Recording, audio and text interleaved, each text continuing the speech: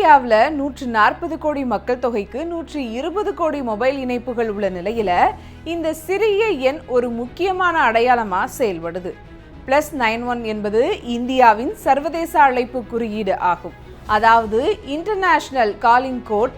ஒரு நாட்டின் தொலைபேசி எண்களை சர்வதேச அளவில் அடையாளம் காட்ட இது பயன்படுத்தப்படுகிறது.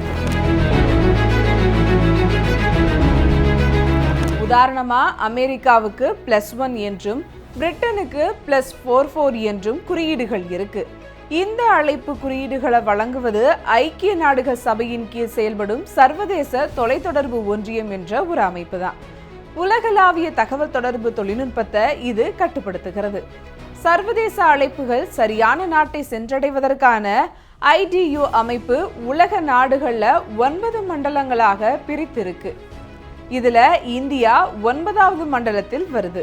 இந்த 9வது மண்டலத்துல இந்தியா, பாகிஸ்தான், இலங்கை உள்பட 14 நாடுகள் இருக்கு. இதன் காரணமா இந்தியாவின் தொலைபேசி எண்களுக்கு +91 என்ற ஒரு குறியீடு வழங்கப்பட்டிருக்கு. இதே போல ஆப்கானிஸ்தானுக்கு 92 என்றும், பாகிஸ்தானுக்கு 93 என்றும், இலங்கைக்கு 94 என்றும் அழைப்பு குறியீடுகள் வழங்கப்பட்டிருக்கு. இந்த சர்வதேச அழைப்பு குறியீடு தொலைபேசி எண்களுக்கு ஒரு சர்வதேச முகவரி போல செயல்பட்டு அழைப்புகள் குழப்பம் இல்லாமல் சரியான நாட்டை சென்றடைய உதவுது. இனி +91 பார்க்கும்போது அது நமது நாட்டின் சர்வதேச அடையாளம் என்பதை நீங்க அறிந்து கொள்ளலாம்.